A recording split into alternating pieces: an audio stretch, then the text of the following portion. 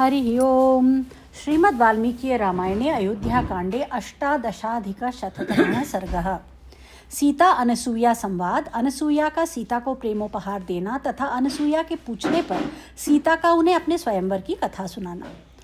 स्वात्वेव मुक्ता वैदेही त्वनसूयानसूयया प्रतिपूज्य वचो मंदम प्रवक्तुमुपचक्रमे। तपस्विनी अनसूया के इस प्रकार उपदेश देने पर किसी के प्रति दोष दृष्टि ना रखने वाली विदेह राजकुमारी सीता ने उनके वचनों की भूरी भूरी प्रशंसा करके धीरे धीरे इस प्रकार कहना आरंभ किया।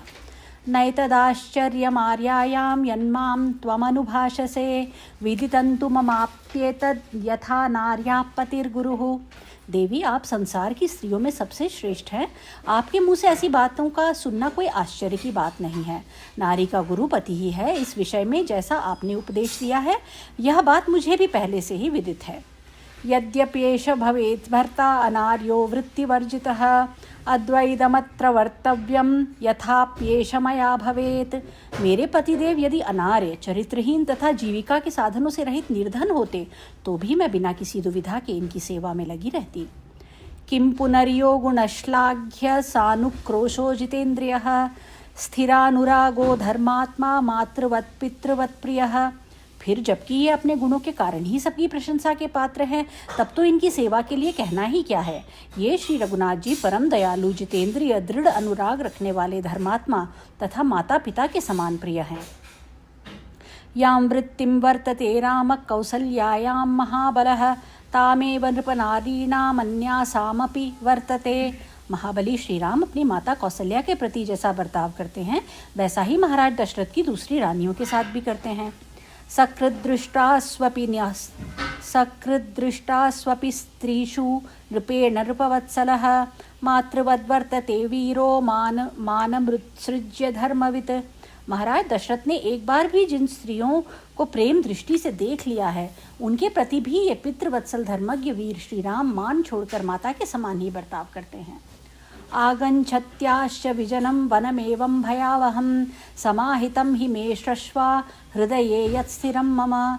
जब मैं पति के साथ निर्जन वन में आने लगी, उस समय मेरी सास कौसल्या ने मुझे जो कर्तव्य का उपदेश किया था, वह मेरे हृदय में ज्यों का त्यों स्थिर भाव से अंकित है।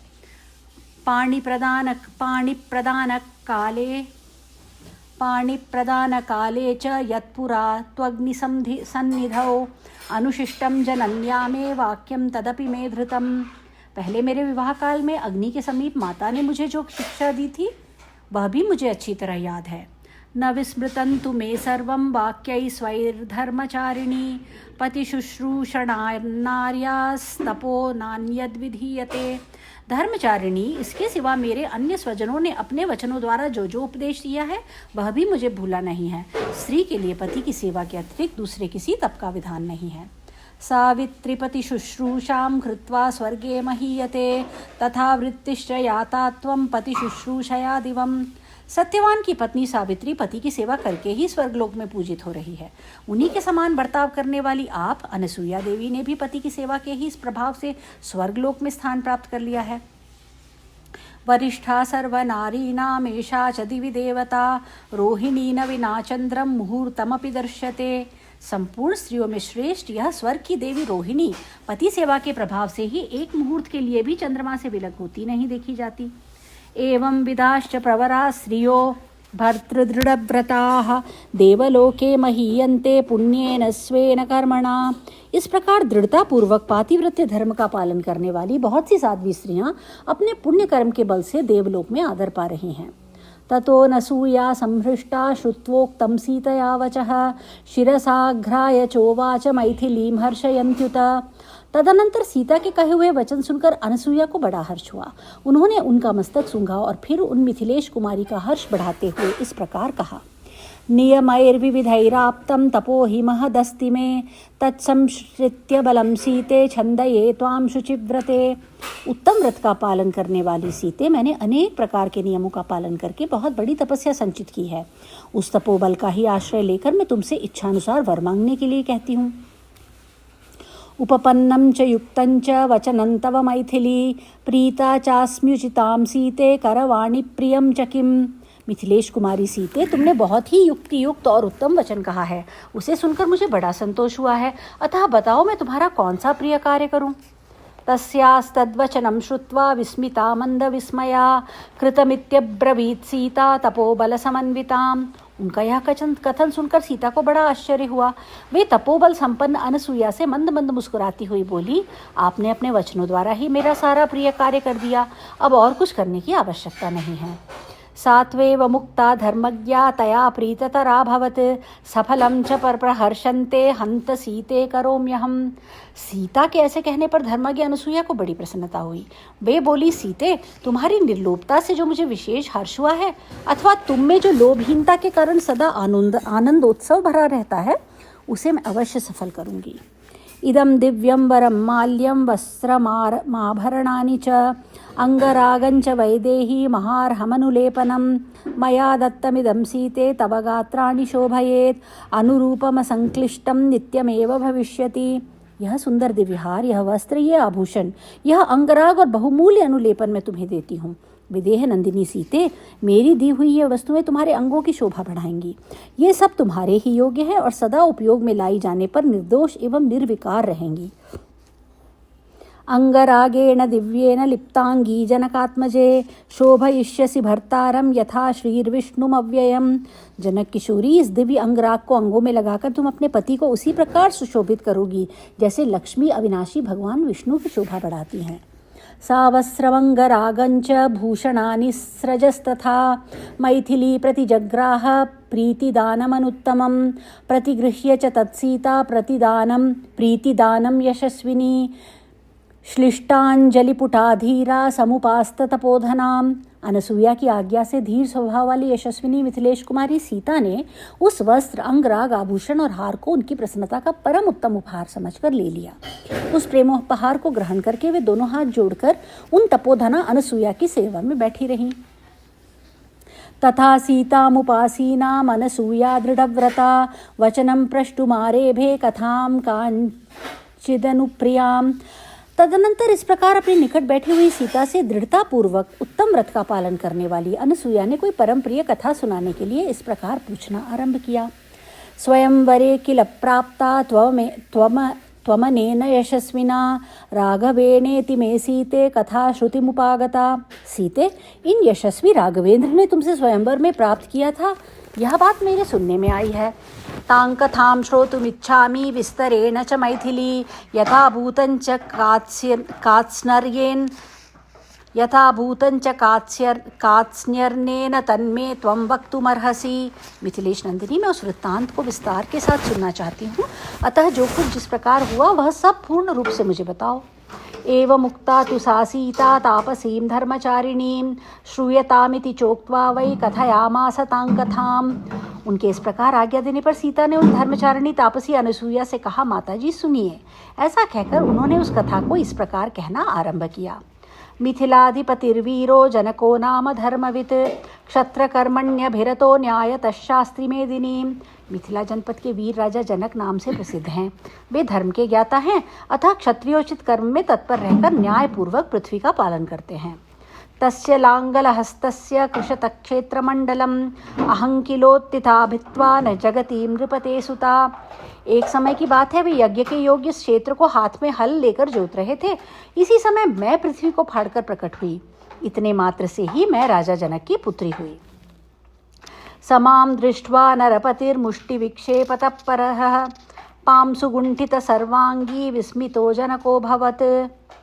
वे राजा उस क्षेत्र में औषधियों को मुट्ठी में लेकर बो रहे थे। इतने ही में उनकी दृष्टि मेरे ऊपर पड़ी। मेरे सारे अंगों में धूल लिपटी हुई थी। इस अवस्था में मुझे देखकर राजा जनक को बड़ा विस्मय हुआ। अनपत्येन च स्नेहादंकमारोप्य च स्वयं ममेयं तनयेत्युक्त्वा स्नेहो मयि निपातितः। उन दिनों उनके कोई दूसरी संतान नहीं थी, इसलिए स्नेहवश उन्होंने स्वयं मुझे गोद ले लिया और यह मेरी बेटी है ऐसा कहकर मुझ पर अपने हृदय का सारा स्नेह उड़ेल दिया। अंतरिक्षे च वागुक्ता प्रतिमा मानुषी किल एवमेतन्न रपते धर्मेण तनया तव। इसी समय आकाशवाणी हुई, जो स्वरूपतः मानवी भाषा में कही गई थी, अथवा मेरे विषय में प्रकट हुई वह वाणी अमानुषी दिव्य थी। उसने कहा, नरेश्वर, तुम्हारा कथन ठीक है, यह कन्या धर्मतः तुम्हारी ही पुत्री है। ततः प्रहृष्टो धर्मात्मा पिता मे मिथिलाधिपः अवाप्तो विपुलां वृद्धिं मामवाप्य नराधिपः। यह आकाशवाणी सुनकर मेरे धर्मात्मा पिता मिथिला नरेश बड़े प्रसन्न हुए। मुझे पाकर उन नरेश ने मानो कोई बड़ी समृद्धि पाली थी। दत्ता चास्मीष्टवद्देव्यै ज्येष्ठायै पुण्यकर्मणे तया संभाविता चास्मि सिग्धया मात्र सौहृदात्। उन्होंने पुण्य कर्म परायणा बड़ी रानी को, जो उन्हें अधिक प्रिय थी, मुझे दे दिया। उन स्नेहमयी महारानी ने मात्र समुचित सौहार्द से मेरा लालन पालन किया। पति संयोग सुलभम वयो दृष्ट्वा तुम्हें पिता चिंतामभ्यगमद्दीनो वित्तनाशादिवाधनः। जब पिता ने देखा कि मेरी अवस्था विवाह के योग्य हो गई, तब इसके लिए वे बड़ी चिंता में पड़े। जैसे कमाए हुए धन का नाश हो जाने से निर्धन मनुष्य को बड़ा दुख होता है, उसी प्रकार वे मेरे विवाह की चिंता से बहुत दुखी हो गए। सदृशाच्चापकृष्टाश्च लोके कन्या पिता जनात् प्रघर्षणमवाप्नोति शक्रेणापि समो भुवि।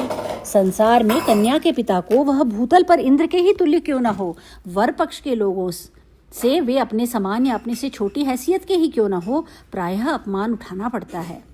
ताम धर्षणामदूरस्थां सन्दृश्यात्मनि पार्थिवः चिन्तार्णवगतपारं नाससादाप्लवो यथा। वह अपमान सहन करने की घड़ी अपने लिए बहुत समीप आ गई है, यह देखकर राजा चिंता के समुद्र में डूब गए। जैसे नौका रहित मनुष्य पार नहीं पहुंच पाता, उसी प्रकार मेरे पिता भी चिंता का पार नहीं पा रहे थे। अयो निजाम हिमां ज्ञात्वा नाध्यगच्छत् सचिन्तयन् सदृशञ्चाभिरूपञ्च महिपालपतिं मम। मुझे अयोनिजा कन्या समझकर वे भूपाल मेरे लिए योग्य और परम सुंदर पति का विचार करने लगे, किंतु किसी निश्चय पर नहीं पहुंच सके। तस्य बुद्धिरियं जाता चिन्तयानस्य संततं स्वयंवरं तनूजाया करिष्यामीति धर्मतः। सदा मेरे विवाह की चिंता में पड़े रहने वाले उन महाराज के मन में एक दिन यह विचार उत्पन्न हुआ कि मैं धर्मतः अपनी पुत्री का स्वयंवर करूंगा। महायज्ञे तदातस्य वरुणेन महात्मना दत्तं धनुर्वरं प्रीत्या तूणी चाक्षय्यसायकौ। उन्हीं दिनों उनके एक महान यज्ञ में प्रसन्न होकर महात्मा वरुण ने उन्हें एक श्रेष्ठ दिव्य धनुष तथा अक्षय बाणों से भरे हुए 2 तरकस दिए। असंचाल्यं मनुष्यैश्च यत्नेनापि च गौरवात् तन्न शक्ता नमयितुं स्वप्नेष्वपि नराधिपाः। वह धनुष इतना भारी था कि मनुष्य पूरा प्रयत्न करने पर भी उसे हिला नहीं पाते थे। भूमंडल के नरेश स्वप्न में भी उस धनुष को झुकाने में असमर्थ थे। तदनुप्राप्य मे पित्रा व्याहृतं सत्यवादिना समवाये नरेंद्राणां पूर्वमामंत्र पार्थिवान्। उस धनुष को पाकर मेरे सत्यवादी पिता ने पहले भूमंडल के राजाओं को आमंत्रित करके उन नरेशों के समूह में यह बात कही। इदंच धनुरद्यम्य सज्जं यकुरुते नरः तस्य मे दुहिता भार्या भविष्यति न संशयः। जो मनुष्य इस धनुष को उठाकर इस पर प्रत्यंचा चढ़ा देगा, मेरी पुत्री सीता उसी की पत्नी होगी, इसमें संशय नहीं है। तच्च दृष्ट्वा धनुश्रेष्ठं गौरवाद् गिरिसन्निभम् अभिवाद्य नृपा जग्मुरशक्तास्तस्य तोलने। अपने भारीपन के कारण पहाड़ जैसे प्रतीत होने वाले उस श्रेष्ठ धनुष को देखकर वहां आए हुए राजा जब उसे उठाने में समर्थ ना हो सके, तब उसे प्रणाम करके चले गए। सुदीर्घस्य तु कालस्य राघवोऽयं महाद्युतिः विश्वामित्रेण सहितो यज्ञं द्रष्टुं समागतः लक्ष्मणेन सह भ्रात्रा रामः सत्यपराक्रमः विश्वामित्रस्तु धर्मात्मा मम पित्रा सुपूजितः। तदनंतर दीर्घ काल के पश्चात ये तेजस्वी रघुकुल नंदन सत्यपराक्रमी श्री राम अपने भाई लक्ष्मण को साथ ले विश्वामित्र जी के साथ मेरे पिता का यज्ञ देखने के लिए मिथिला में पधारे। उस समय मेरे पिता ने धर्मात्मा विश्वामित्र मुनि का बड़ा आदर सत्कार किया। प्रोवाच पितरं तत्र राघवौ राम लक्ष्मणौ सुतौ दशरथस्येमौ धनुर्दर्शनकांक्षिणौ धनुर्दर्शय रामाय राजपुत्राय दैविकम्। तब वहाँ विश्वामित्र जी मेरे पिता से बोले, राजन, ये दोनों रघुकुल भूषण श्री राम और लक्ष्मण महाराज दशरथ के पुत्र हैं और आपके उस दिव्य धनुष का दर्शन करना चाहते हैं। आप अपना वह देव प्रदत्त धनुष राजकुमार श्री राम को दिखाइए। इत्युक्तस्तेन विप्रेण तद्धनुस्समुपानयत् तद्धनुर्दर्शयामास राजपुत्राय दैविकम्। विप्रवर विश्वामित्र के ऐसा कहने पर पिताजी ने उस दिव्य धनुष को मंगवाया और राजकुमार श्री राम को उसे दिखाया। निमेषान्तरमात्रेण तदानम्य महाबलः जां समारोप्य झटिति पूरयामास वीर्यवान्। महाबली और परम पराक्रमी श्री राम ने पलक मारते मारते उस धनुष पर प्रत्यंचा चढ़ा दी और उसे तुरंत कान तक खींचा। तेना पूरयता वेगान् मध्ये भग्नं द्विधा धनुः तस्य शब्दो भवद्भीम पतितस्याशनेर्यथा। उनके वेगपूर्वक खींचते समय वह धनुष बीच से ही टूट गया और उसके 2 टुकड़े हो गए। उसके टूटते समय ऐसा भयंकर शब्द हुआ मानो वहाँ वज्र टूट पड़ा हो। ततो हम तत्र रामाय पित्रा सत्यभिसंधिना उद्यता दातुमुद्यम्य जलभाजनमुत्तमम्। तब मेरे सत्य प्रति के पिता ने जल का उत्तम पात्र लेकर श्री राम के हाथ में मुझे दे देने का उद्योग किया। दीयमानान्न तु तदा प्रतिजग्राह राघवः अविज्ञाय पितुश्छन्दमयोध्याधिपते प्रभो। उस समय अपने पिता अयोध्या नरेश महाराज दशरथ के अभिप्राय को जाने बिना श्री राम ने राजा जनक के देने पर भी मुझे नहीं ग्रहण किया। ततश्वशुरमामन्त्र्य वृद्धं दशरथं नृपं मम पित्रा त्वहं दत्ता रामाय विदितात्मने। तदनंतर मेरे बूढ़े ससुर राजा दशरथ की अनुमति लेकर पिताजी ने आत्मज्ञानी श्री राम को मेरा दान कर दिया। मम चैवानुजा साध्वी उर्मिला शुभदर्शना भार्यार्थे लक्ष्मणस्यापि दत्ता पित्रा मम स्वयं। तत्पश्चात पिताजी ने स्वयं ही मेरी छोटी बहन सती साध्वी परम सुंदरी उर्मिला को लक्ष्मण की पत्नी रूप से उनके हाथ में दे दिया। एवं दत्तास्मि रामाय तथा तस्मिन् स्वयंवरे अनुरक्तास्मि धर्मेण पतिं वीर्यवतां वरम्। इस प्रकार उस स्वयंवर में पिताजी ने श्री राम के हाथ में मुझको सौंपा था। मैं धर्म के अनुसार अपने पति बलवानों में श्रेष्ठ श्री राम के सदा अनुरक्त रहती हूँ। इत्यार्षे श्रीमद् रामायणे वाल्मीकि आदि काव्ये अयोध्या कांडे 18+शततमः सर्गः 19+शततमः सर्गः। अनसूया की आज्ञा से सीता का उनके दिए हुए वस्त्राभूषणों को धारण करके श्री राम जी के पास आना तथा श्री राम आदि का रात्रि में आश्रम पर रहकर प्रातःकाल अन्यत्र जाने के लिए ऋषियों से विदा लेना।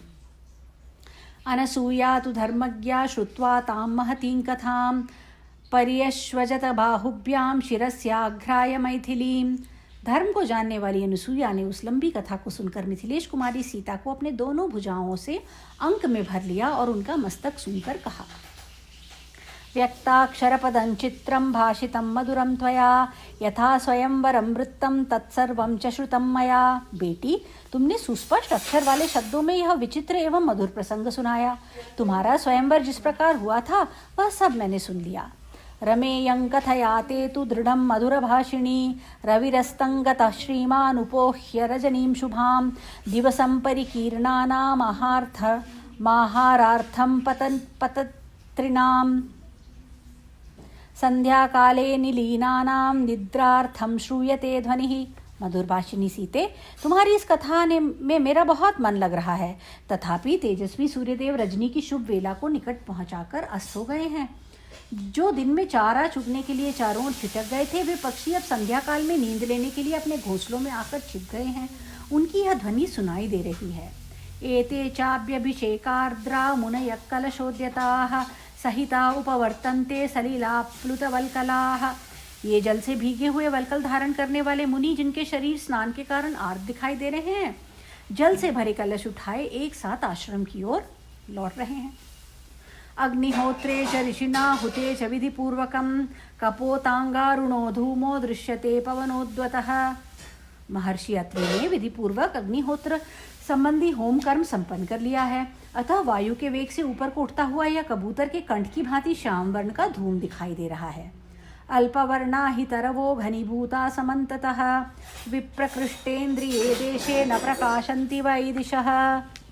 अपनी इंद्रियों से दूर देश में चारों ओर जो वृक्ष दिखाई देते हैं, वे थोड़े पत्ते होने पर भी अंधकार से व्याप्त हो घनीभूत हो गए हैं, अतएव दिशाओं का भान नहीं हो रहा है।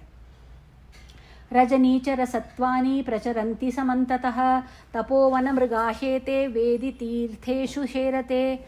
रात को विचरने वाले प्राणी उल्लू आदि सब ओर विचरण कर रहे हैं तथा ये तपोवन के मृग पुण्य क्षेत्र स्वरूप आश्रम के वेदी आदि विभिन्न प्रदेशों में सो रहे हैं। संप्रवृत्ता निशासीते नक्षत्र समलंकृता ज्योत्सन्ना ज्योत्स्नाप्रावरणश्चंद्रो दृश्यतेऽभ्युदितोऽम्बरे। सीते अब रात हो गई, वह नक्षत्रों से सज गई है। आकाश में चंद्रदेव चांदनी की चादर ओढ़े उदित दिखाई देते हैं। गम्यतामनुजानामि रामस्यानुचरी भव, कथयन्त्या हि मधुरं त्वयाहमपि तोषिता। अतः अब जाओ, मैं तुम्हें जाने की आज्ञा देती हूँ। जाकर श्री रामचंद्र जी की सेवा में लग जाओ। तुमने अपनी मीठी मीठी बातों से मुझे बहुत संतुष्ट किया है। अलंकुरु च तावत्त्वं प्रत्यक्षं मम मैथिली, प्रीतिं जनय मे वत्से दिव्यालंकार शोभिनी। बेटी मिथिलेश कुमारी, पहले मेरी आंखों के सामने अपने आप को अलंकृत करो। इन दिव्य वस्त्रों और आभूषणों को धारण करके इनसे सुशोभित हो मुझे प्रसन्न करो। सा तदा समलंकृत्य सीता सुरसुतोपमा, प्रणम्य शिरसा पादौ रामं त्वभिमुखी ययौ। यह सुनकर देवकन्या के समान सुंदरी सीता ने उस समय उन वस्त्राभूषणों से अपना श्रृंगार किया और अनसुईया के चरणों में सिर झुकाकर प्रणाम करने के अनंतर वे श्री राम के सम्मुख गईं। तथा तु भूषितां सीतां ददर्श वदतांबरः, राघव प्रीतिदानेन तपस्विन्या जहर्ष च। श्री राम ने जब इस प्रकार सीता को वस्त्र और आभूषणों से विभूषित देखा, तब तपस्विनी अनसुईया के उस प्रेमोपहार के दर्शन से वक्ताओं में श्रेष्ठ श्री रघुनाथ जी को बड़ी प्रसन्नता हुई। न्यवेदयत् ततः सर्वं सीता रामाय मैथिली, प्रीतिदानं तपस्विन्या वसनाभरणस्रजाम्। उस समय मिथिलेश कुमारी सीता ने तपस्वी अनसुईया के हाथ से जिस प्रकार वस्त्र आभूषण और हार आदि का प्रेमोपहार प्राप्त हुआ था, वह सब श्री रामचंद्र जी से कह सुनाया। प्रहृष्टस्त्वभवद्रामो लक्ष्मणश्च महारथः, मैथिल्या सत्क्रियां दृष्ट्वा मानुषेषु सुदुर्लभाम्। भगवान श्री राम और महारथी लक्ष्मण सीता का वह सत्कार जो मनुष्यों के लिए सर्वथा दुर्लभ है, देखकर बहुत प्रसन्न हुए। ततः शर्वरीं प्रीत पुण्यां शशिनिभाननां, अर्चितस्तापसै सर्वैरुवास रघुनंदनः। तदनंतर समस्त तपस्वी जनों से सम्मानित हुए रघुकुल नंदन श्री राम ने अनसुईया के दिए हुए पवित्र अलंकार आदि से अलंकृत चंद्रमुखी सीता को देखकर बड़ी प्रसन्नता के साथ वहां रात्रि भर निवास किया। तस्यां रात्र्यां व्यतीतायाम् अभिषिच्य हुताग्निकान्, आपृच्छेतां नरव्याघ्रौ तापसान् वनगोचरान्। वह रात बीतने पर जब सभी वनवासी तपस्वी मुनि स्नान करने अग्निहोत्र कर चुके, तब पुरुष सिंह श्री राम और लक्ष्मण ने उनसे जाने के लिए आज्ञा मांगी। तावूचुस्ते वनचरास्तापसा धर्मचारिणः, वनस्य तस्य संचारं राक्षसैः समभिप्लुतं। रक्षांसि पुरुषादानि नानारूपाणि राघव, वसन्त्यस्मिन् महारण्ये व्यालाश्चरुधिराशनाः। तब वे धर्मपरायण वनवासी तपस्वी उन दोनों भाइयों से इस प्रकार बोले। रघुनंदन, इस वन का मार्ग राक्षसों से आक्रांत है। यहाँ उनका उपद्रव होता रहता है। इस विशाल वन में नाना रूपधारी नरभक्षी राक्षस तथा रक्तभोजी हिंसक पशु निवास करते हैं। उच्छिष्टं वा प्रमत्तं वा तापसं ब्रह्मचारिणम्, अद्यन्त्यस्मिन् महारण्ये तान्निवारय राघव। राघवेंद्र, जो तपस्वी और ब्रह्मचारी यहाँ अपवित्र अथवा असावधान अवस्था में मिल जाता है, उसे वे राक्षस और हिंसक जंतु इस महान वन में खा जाते हैं। अतः आप उन्हें रोकिए, यहाँ से मार भगाइए। एष पंथा महर्षीणां फलान्याहरतां वने, अनेन तु वनं दुर्गम गंतुम राघवते क्षमम्। रघुकुल भूषण, यही वह मार्ग है जिससे महर्षि लोग वन के भीतर फल मूल लेने के लिए जाते हैं। आपको भी इसी मार्ग से दुर्गम वन में प्रवेश करना चाहिए। इति ऋतप्राञ्जलिभिस्तपस्विभिर्द्विजैकृतस्वस्त्ययनः परन्तपः, वनं सभार्य प्रविवेश राघवः स लक्ष्मणः सूर्य इवाभ्रमण्डलम्। तपस्वी ब्राह्मणों ने हाथ जोड़कर जब ऐसी बात कही और उनकी मंगल यात्रा के लिए स्वस्ति वाचन किया, तब शत्रुओं को संताप देने वाले भगवान श्री राम ने अपनी पत्नी सीता और भाई लक्ष्मण के साथ उस वन में प्रवेश किया, मानो सूर्य देव मेघों की घटा के भीतर घुस गए हों। इत्यार्षे श्रीमद् रामायणे वाल्मीकि आदि काव्ये अयोध्याकांडे 19विंशत्यधिकशततमः सर्गः। इस प्रकार श्री वाल्मीकि निर्मित आर्ष रामायण आदि काव्य के अयोध्या कांड में 119वां सर्ग पूरा हुआ। अयोध्या कांडम संपूर्णम। हरि ओम। मंगलम।